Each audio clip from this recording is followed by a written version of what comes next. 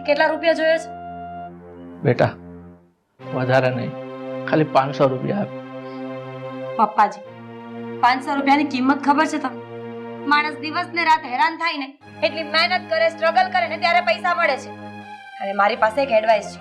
જો આ શહેરમાં ઘણી મોટી હોસ્પિટલ્સ છે, સિવિલ હોસ્પિટલ્સ, જ્યાં તમારે કોઈ પણ જાતના પૈસા આપ્યા વગર જ ઈલાજ કરાવવો હોય તો સરકાર કરાવવા માટે ફ્રી આપે છે.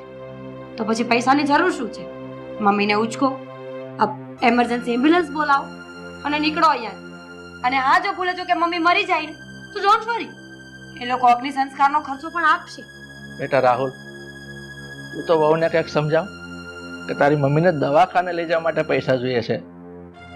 મેં વધારે નથી માંગ્યા, ખાલી 500 રૂપિયા માંગ્યા છે.